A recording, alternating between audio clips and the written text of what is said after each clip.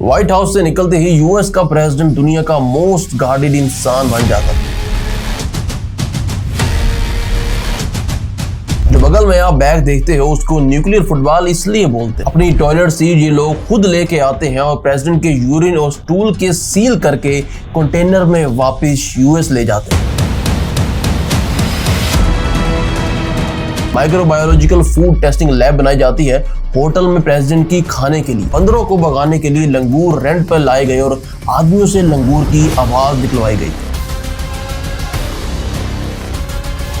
Listening device की वजह से प्रेसिडेंट के रूम के टीवी यूनिट तक चेंज कर दिए जाते हैं और बुलेट प्रूफ ग्लास लगाए जाते हैं। यूएस के एजेंट्स डमी टिकट्स और फेक पासपोर्ट देकर जानबूझकर एयरपोर्ट में घुसते हैं। प्रेसिडेंट की कार में उनके ब्लड ग्रुप का इमरजेंसी ब्लड पहले से स्टोर होता है।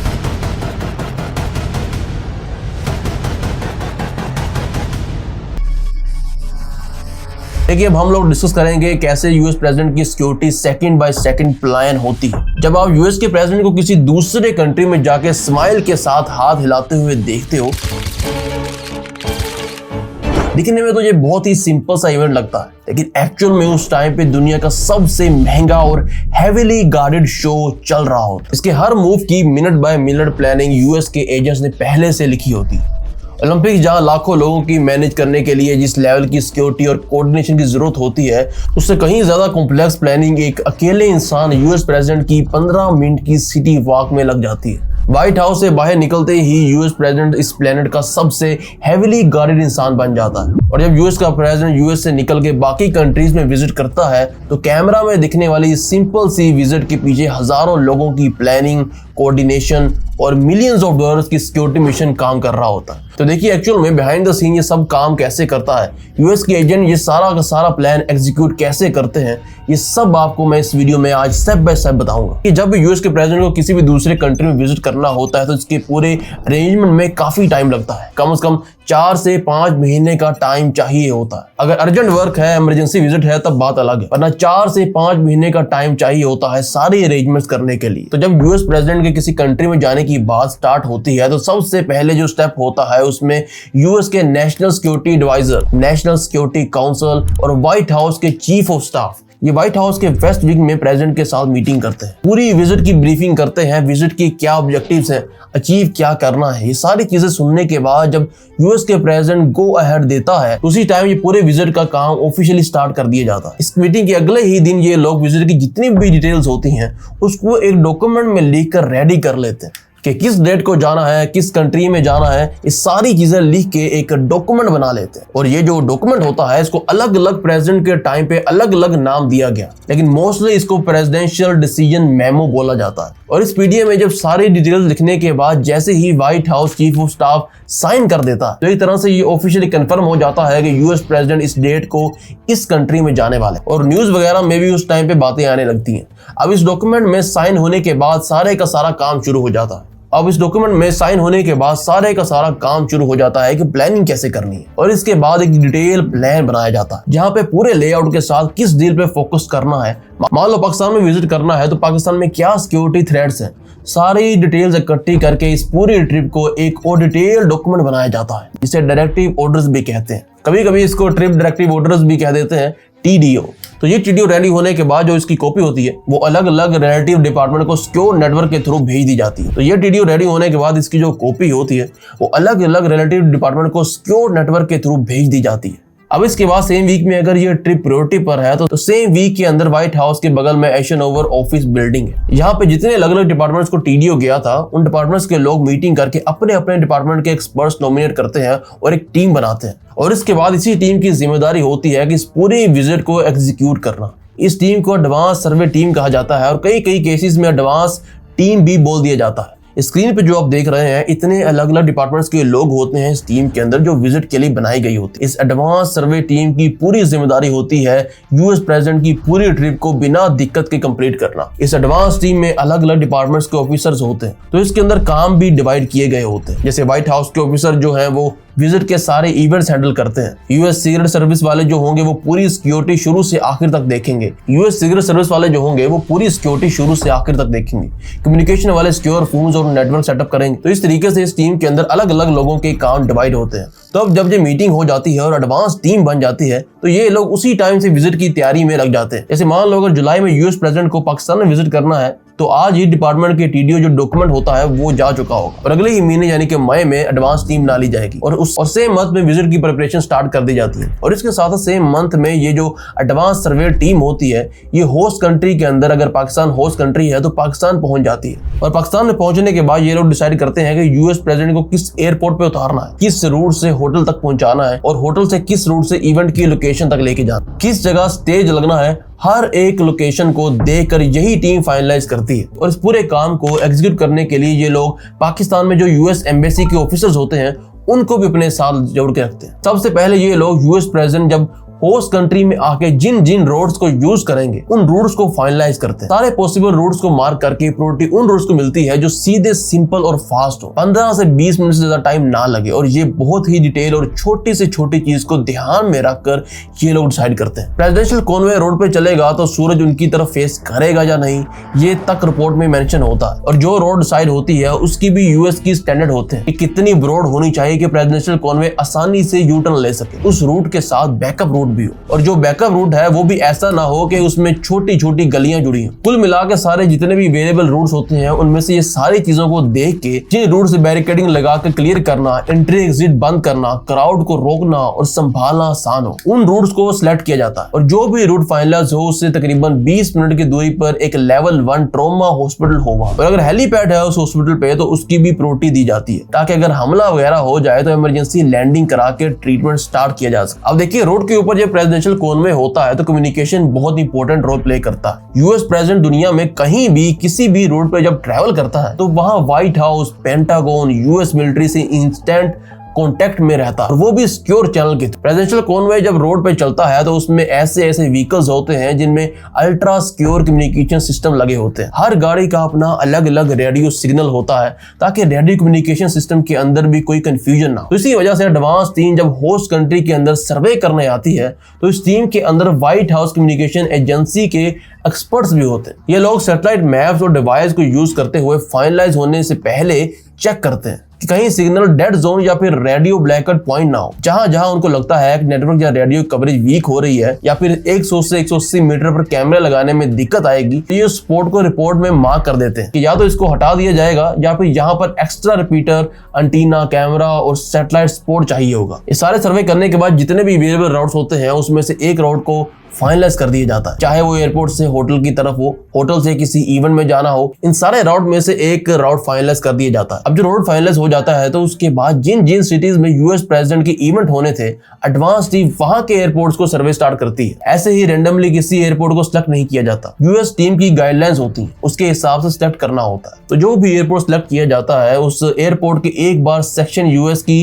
एजेंसी टेक ओवर कर लेती है। जब 2006 में जॉर्ज डब्ल्यू बुश आए थे तो चकलाला एयरपोर्ट का एक बहुत बड़ा section direct US secret service के ऑपरेशन कंट्रोल में दे दिया गया था। तो एडवांस टीम जो सर्वे करने आती है तो ये सारी चीजों की रिपोर्ट बनाती है कि एयरपोर्ट के कितने एरियाज को कंट्रोल में लेने की जरूरत पड़ेगी, एंट्री एग्जिट पॉइंट कहां से होंगे, लेआउट क्या होगा इसका, स्नाइपर और सिक्योरिटी की पोजीशन कहां कहां मार्क होंगी, इन सब की रिपोर्ट बनाई जाती है। सबसे पहले बेसिक रिक्वायरमेंट चेक होती है एयरपोर्ट की। जैसे रनवे जो होता है वो 150 फीट वाइड और 10,800 फीट लंबा होना चाहिए, इससे कम नहीं चलता। ये सारी बेसिक रिक्वायरमेंट चेक करने के बाद ये लोग फ्यूल का टेस्ट करते हैं। प्रेसिडेंट का जो प्लेन होता है उसमें जेट A1 टाइप का फ्यूल यूज होता है। तो एडवांस टीम जो होती है उनकी टीम के अंदर डिफेंस एनर्जी सपोर्ट सेंटर की क्वालिटी मैनेजर्स भी होते हैं। ये लोग होस्ट कंट्री के एयरपोर्ट से फ्यूल का सैंपल लेके उसको यूएस में लैब टेस्ट के लिए भेज देते हैं कि क्वालिटी चेक करने के लिए। तो इसकी भी अलग सी रिपोर्ट बनाई जाती है। इसके बाद इनकी टीम पूरे एयरपोर्ट पे जितने एलिवेटेड एरियाज होते हैं जैसे रूफ, हैंगर्स, टावर, इन सब के ऊपर ऑब्जर्वर पॉइंट्स और सिक्योरिटी पोर्ट्स की जो लोकेशंस होती हैं उनको मार्क करती हैं। इन पोजीशंस में स्नाइपर बैठाए जाते हैं। ये स्नाइपर जो होते हैं ये एयरपोर्ट से 1 माइल से भी ज्यादा दूर तक माइक्रोस्कोपी मूवमेंट को भी डिटेक्ट कर लेते हैं। छोटी सी रिफ्लेक्शन या ग्लास की ग्लेयर तक को ये थ्रेट कंसीडर करते हैं और ये जितने भी क्यूज मिलते हैं रियल टाइम पे उनको असेसमेंट जो होता है वो सैटेलाइट इमेजरी और ड्रोन के थ्रू होता है। जब होस्ट कंट्री में यूएस का प्रेसिडेंट जाता है तो यूएस अपनी सैटेलाइट की इमेजिंग स्केड्यूल और पास प्रायोरिटी चेंज करके होस्ट कंट्री में कवरेज बढ़ा देता है ताकि क्रिटिकल राउट्स और वेन्यूज पर ज्यादा फ्रीक्वेंट और हाई रेजोल्यूशन इमेजरी आए। और ये एयरपोर्ट के बाहर भी 2 से 3 किलोमीटर का जो एरिया होता है वहां पे सिविलियन मूवमेंट और बिल्डिंग्स पर नजर रखी जाती है। 2006 में जब यूएस के प्रेसिडेंट आए थे तो एयरपोर्ट के बाहर जो metro station, flyover, building, room सबके एक्सेसेस बंद कर दिया गया था। पूरे एरिया को नो फ्लाई जोन बना दिया गया था। ये सारी चीजें देखकर एडवांस टीम एयरपोर्ट का भी अपना सर्वे पूरा करती है और रिपोर्ट बनाती है और फिर एयरपोर्ट के बाद ये लोग होटल का सर्वे करते हैं। जनरली इनकी प्रायोरिटी ये होती है कि जो होटल है वो एयरपोर्ट के लोकेशन से 20 से 30 मिनट ज्यादा दूर ना हो और इवेंट के लोकेशन से 15 से 20 मिनट ज्यादा दूर ना हो। पाकिस्तान के अंदर जनरली इस्लामाबाद के सरीना होटल सेलेक्ट किया जाता है जब भी प्रेसिडेंट को रुकना होता है। तो ये एडवांस टीम प्रेसिडेंट को जिस होटल में रुकना होता है वहां पहुंच के सबसे पहले ये डिसाइड करती है कि होटल के किस फ्लोर और रूम पर प्रेसिडेंट को रखवाना सबसे सेफ होगा और ये चीज सेलेक्ट करने के बाद होटल के उस फ्लोर और रूम के ब्लॉकिंग पॉइंट मार्क कर दिए जाते हैं। यूएस प्रेसिडेंट जिस फ्लोर पर रुकता है उसके ऊपर और नीचे के जो फ्लोर होते हैं उनमें कौन रहेगा ये सारी डिटेल्स भी मेंशन की जाती है। प्रेजेंट के लिए कौन सी लिफ्ट सेपरेट की जाएगी, सीसीटीवी और एक्सरे मशीन्स की पॉइंट कितने एक्स्ट्रा लगेंगे, होटल के जितने भी डोर लॉक्स हैं वो कितने चेंज होंगे, स्नाइपर्स और सिक्योरिटी टीम की लोकेशन और एंट्री पॉइंट्स क्या रहेंगे, ये सारी चीजें मार्क की जाती हैं। होटल में आने के बाद प्रेसिडेंट जो खाना ऑर्डर करता है वो सेम मेन्यू 2 जगह एक साथ बनाया जाता है। इनकेस अगर किसी एक जगह पे इशू आ जाए तो बैकअप में दूसरा खाना रेडी हो, तो इसलिए डुप्लीकेट किचन भी बनाया जाता है। इसके साथ साथ माइक्रोबायोलॉजिकल फूड टेस्टिंग भी सेटअप की जाती है। जो भी प्रेसिडेंट खाता है वो पहले फूड टेस्टिंग टीम से टेस्ट होता है। एक तरह से एडवांस टीम पूरे होटल को लेकर उसके लेआउट में जरूरत के हिसाब से चेंजिंग्स करती है और फिर इसके बाद होटल की जो वेबसाइट होती है वहां से वर्चुअल व्यू और मैप जो होता है, जो सारे लेआउट वगैरह होते हैं उनको हटा दिया जाता है। जितने भी होटल का स्टाफ होता है उसको पुलिस वेरिफिकेशन इनिशिएट कर दिया जाता है और ये सारी चीजें करने के बाद सबसे लास्ट में एडवांस टीम जो यूएस प्रेसिडेंट की इवेंट होते हैं होस्ट कंट्री में उस लोकेशन की सर्वे करने पहुंचती है। इस लोकेशन पे सबसे पहले ये लोग आसपास की ऊंची बिल्डिंग्स होती हैं जो डायरेक्ट इवेंट लोकेशन की रेंज में होती हैं, उनको सील करने के पॉइंट जो होते हैं उनको मार्क करती हैं, क्योंकि जब इवेंट होता है तो आसपास की सारी बिल्डिंग को सील करके उनके रूफ पे सिक्योरिटी पोस्ट बना दी जाती है और बाकी जो बचती हैं बिल्डिंग्स उनके हर फ्लोर पे जो लोग रहते हैं उनके फैमिली मेंबर्स की काउंटिंग होती है और पुलिस वेरिफिकेशन होती है। 2006 में जब JW बुश आए थे तो ऐसी 71 बिल्डिंग जिनको सील किया गया था। जो स्टेज बना होता है इवेंट की जो पूरी लोकेशन होती है उसकी बैरिकेडिंग लगाकर सील किया जाता है, तो उसकी भी मार्किंग होती है। ये जो बैरिकेड्स लगाए जाते हैं ये नॉर्मल बैरिकेड्स नहीं होते, ये एंटी रैम ग्रेड 6.8 टन की बैरिकेडिंग होती है। मतलब 80 किलोमीटर पर आवर की स्पीड से अगर ट्रक भी इस पर टकरा जाए तो वो रुक जाता है। और होस्ट कंट्री के जो VIP होते हैं उनकी भी अपनी पर्सनल गाड़ी लेके इस इवेंट की लोकेशन पे पहुंचना अलाउड नहीं होता। पाकिस्तान के जो VIPs होते हैं, मिनिस्टर्स होते हैं, उनकी भी इस लोकेशन पे डायरेक्ट पर्सनल कार के बजाय बस वगैरह को यूज करके, शटल वगैरह को यूज करते हुए लाया जाता है। इसके साथ साथ जो पोडियम होता है यूएस प्रेसिडेंट जिसपे स्पीच देते हैं ये भी नॉर्मल नहीं होता। इसको यूएस सीक्रेट सर्विस डिजाइन करता है, ब्लू गूज कहा जाता है इसको। तो पोडियम जो होता है वो भी यूएस प्रेसिडेंट के एक शील्ड की तरह बचाने के काम करता है। अगर आपने जब ट्रंप पे गोली चली थी तो आपने देखा होगा जितने यूएस के सीक्रेट सर्विस एजेंट थे वो पोडियम से ही इनको ब्लॉक कर रहे थे। स्टेज पे प्रेसिडेंट कहां पे खड़े होंगे, स्टेज से हटके कहां जाके बैठेंगे, एक एक स्टेप पहले से मार्क कर लिया जाता है। पूरी जो लोकेशन होती है उसकी एंट्री एग्जिट मार्क करके इस पूरे एरिया को नो फ्लाई जोन बना दिया जाता है इवेंट के टाइम पे। और इवेंट की जो लोकेशन होती है उसके नीचे टनल वगैरह से नीचे से कोई हमला ना कर दे तो इसकी भी वाइब्रेशन टेस्ट होते हैं। वाइब्रेशन सेंसर इंस्टॉलेशन की लोकेशन भी मार्क की जाती है जिसको लगा के ये चीज इंश्योर की जाती है कि नीचे से हमला ना हो जाए। तो ये फाइनल सर्वे करने के बाद ये जो एडवांस सर्वे टीम होती है ये अपना पूरे का पूरा सर्वे कंप्लीट करती है। ड्रोन और लेजर मैपिंग को यूज करके ये लोग 3D लेआउट बनाते हैं। रिस्क इंडेक्स रिपोर्ट रेडी की जाती है और पूरे विजिट के लेआउट बनाकर स्टेप बाय स्टेप हर एक चीज को इस रिपोर्ट में मेंशन कर देते हैं। इसमें हर एक चीज मेंशन होती है कि यूएस प्रेसिडेंट जब आएंगे तो किस लेवल का रिस्क होगा, क्या क्या किया जा सकता है, बचाया कैसे जा सकता है, इमरजेंसी में क्या करना है, एक एक चीज मेंशन होती है। और ये रिपोर्ट बनने के बाद वाशिंगटन के अंदर यूएस के जितने भी डिपार्टमेंट्स इन्वॉल्व होते हैं उनको भेज दी जाती है। इस लेवल पे secret service, protective intelligence division और व्हाइट हाउस मिलिट्री ऑफिस के लोग इसको एनालाइज करते हैं और इसके बाद 3 प्लान रेडी किए जाते हैं, प्लान A, प्लान B और प्लान C। और फिर इसकी फाइनल कॉपी सारे डिपार्टमेंट में शेयर कर दी जाती है और होस्ट कंट्री के साथ भी इसकी कॉपी शेयर कर दी जाती है। और फिर बाकी जितने भी प्रिपरेशंस होती हैं होस्ट कंट्री और यूएस दोनों मिलकर करने लगते हैं। मान लो अगर जुलाई में विजिट है तो मई तक सारा का सारा लेआउट का काम मुकम्मल हो जाता है। होस्ट कंट्री लेआउट के हिसाब से प्रिपरेशन स्टार्ट कर देती है और फिर जब प्रेसिडेंट की विजिट में 10-15 दिन बाकी होते हैं तब यूएस अपनी second advance team host country Pakistan भेजती है। जब टीम अप्रूव्ड लेआउट के हिसाब से जो पहली टीम ने बनाया था उसके मुताबिक security, communication, Conway movement, emergency response और बाकी सारे क्रिटिकल अरेंजमेंट के लिए लाइव डेमो का टेस्ट करती है। तो ये टीम जब होस्ट कंट्री पहुंचती है तो ये लोग एयरपोर्ट, होटल, रोड और इवेंट लोकेशन हर जगह मॉक ड्रिल स्टार्ट करते हैं। स्लम एरियाज होते हैं, क्राउड एरियाज होते हैं, तो वहां पे अगर वाल खड़ी करने की जरूरत होती है तो वाल खड़ी कर दी जाती है। Camera installation, anti drone, radar system, jamming, surveillance, stage के नीचे वाइब्रेशन टेस्ट, सब कुछ करती है टीम। कई केसेस में ये लोग अपने ही लोगों को फेक पासपोर्ट और डमी टिकट के देकर भेज देते हैं ताकि ये पता चल सके कि पूरे सिस्टम में लूप होल कहां है। जो राउट्स होते हैं जिनको फाइनलाइज किया जाता है वहां पे भी प्रेसिडेंशियल कॉन्वॉय बनाकर टेस्टिंग की जाती है, डेमो किया जाता है। और ये सारी चीजें करने के बाद ये एडवांस टीम और यूएस सीक्रेट सर्विस के लोग पूरा जो होटल होता है उसको अपने कंट्रोल में ले लेते हैं। होटल के rooms, corridors, ventilation system, kitchen, पूरे होटल की सिक्योरिटी सर्च यूएस दोबारा से करता है। प्रेसिडेंट के रूम और फ्लोर को कॉमन यूज से हटा दिया जाता है,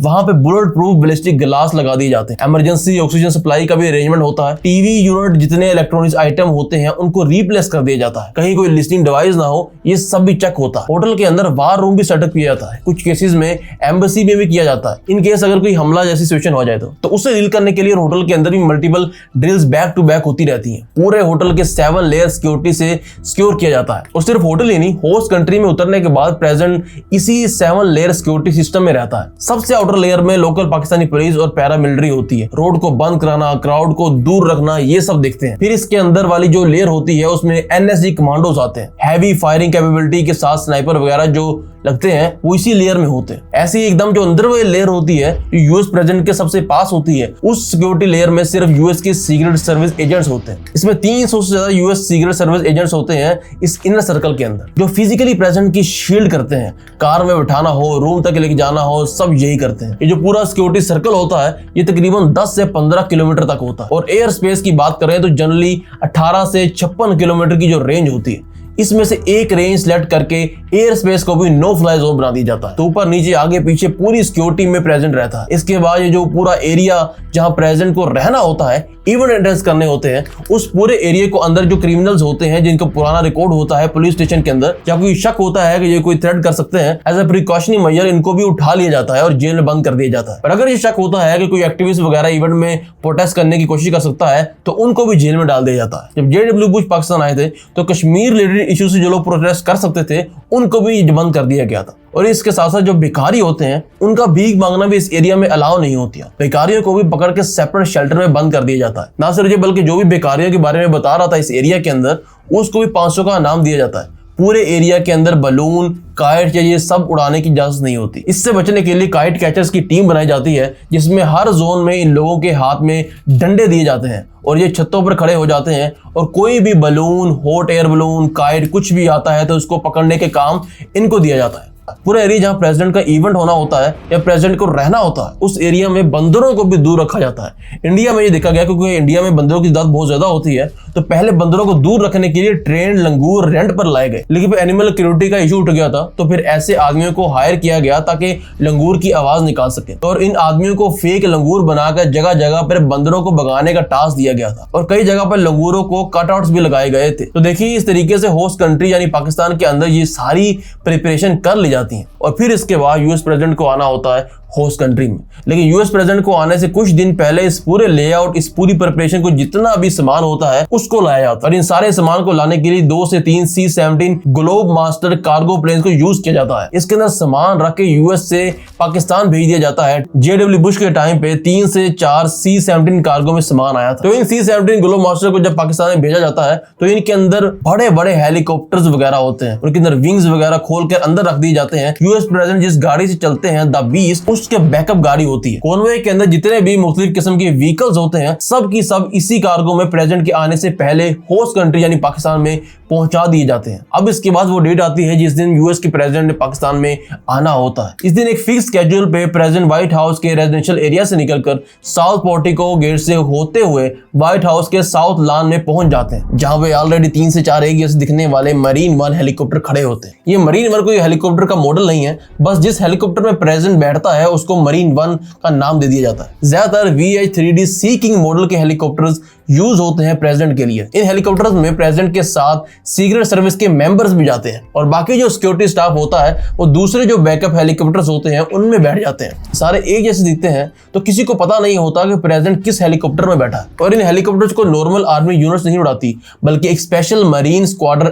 HMX-1 नाइट हॉक्स उन्हें उड़ाता है। अब इसके बाद ये हेलीकॉप्टर्स प्रेसिडेंट को लेकर तकरीबन 10 मिनट में ज्वाइंट बेस एंड्रयूज मैरीलैंड पहुंच जाते हैं। यहाँ पे दो ए जैसे दिखने वाले बोइंग 707-200B प्लेन्स खड़े होते हैं, जिनकी टेल पे 28,000 और 29,000 लिखा होता है। इनको एयरफोर्स 1 कहा जाता है और इसी एयरफोर्स 1 में प्रेसिडेंट अपनी टीम के साथ बैठ जाते हैं। जिस टाइम प्रेसिडेंट एयरफोर्स 1 में जा रहे होते हैं तो आपने देखा होगा उनके बगल में जो सिक्योरिटी गार्ड खड़े होते हैं उनके हाथ में एक ब्लैक बैग होता है। उसको न्यूक्लियर फुटबॉल या फिर कुछ लोग द फुटबॉल कहते हैं।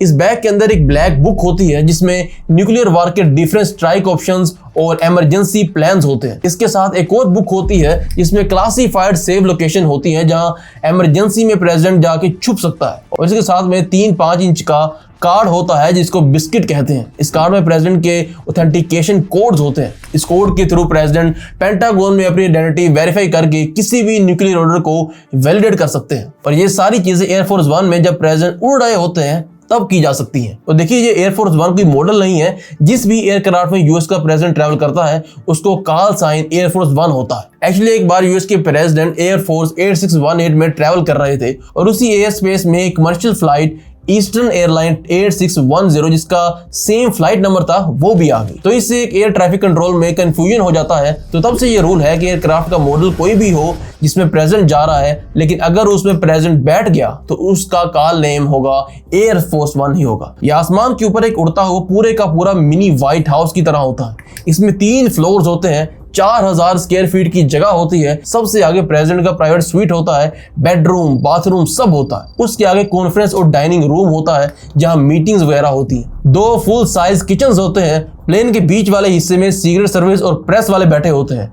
एक हॉस्पिटल भी होता है जहां इमरजेंसी में मिनी सर्जरी भी हो सकती है। High speed internet, military grade communication सब कुछ होता है। 4500 फीट की हाइट पे भी यूएस के प्रेसिडेंट दुनिया में किसी से भी बात कर सकता है। और एयरफोर्स 1 में दुनिया की बेस्ट रडार सिस्टम और मिसाइल वार्निंग सिस्टम लगे होते हैं। ये बहुत ही दूर से मिसाइल का जो थ्रेट होता है उसको डिटेक्ट कर लेते हैं। उसके अगेंस्ट इलेक्ट्रॉनिक काउंटर मुहैया लेकर उसको कंफ्यूज करने की भी कैपेबिलिटी रखते हैं। और उसके ऐसे डिजाइन किया गया है कि न्यूक्लियर ब्लास्ट से आने वाले EMP भी उस कम्युनिकेशन सिस्टम को बंद नहीं कर पाते। और जब एयरफोर्स 1 उड़ रहा होता है तो उसके चारों तरफ F-15, F-16, F-22 रैप्टर ये सब फिजिकली एस्कॉर्ट कर रहे होते हैं। तो अब इसके बाद यूएस प्रेसिडेंट जो होता है वो एयरफोर्स 1 में ट्रैवल करने के बाद अब उसको होस्ट कंट्री के एयरपोर्ट पे उतरना होता है और उतरने से पहले ही 15 से 20 किलोमीटर के रेडियस तक नो फ्लाई जोन कर दिया जाता है। और इस नो फ्लाई जोन के आगे भी 50 से 55 किलोमीटर तक के रेडियस में एक सेफ्टी सर्कल मेंटेन किया जाता है। यूएस प्रेसिडेंट के एयरपोर्ट पर उतरने से पहले ही एयरपोर्ट के पर्टिकुलर सेक्शन, जैसे मैंने पहले भी बताया था, ये उस सीक्रेट सर्विस के हाथ में होता है। सिक्योरिटी और स्नाइपर जैसे जैसे मार्क किए थे, एडवांस टीम ने सब कुछ वैसे ही ऑलरेडी बना हुआ। और कॉन्वॉय की जो गाड़ियां जो C-17 कार्गो से ऑलरेडी आ चुकी होती हैं, वो पूरा कॉन्वॉय भी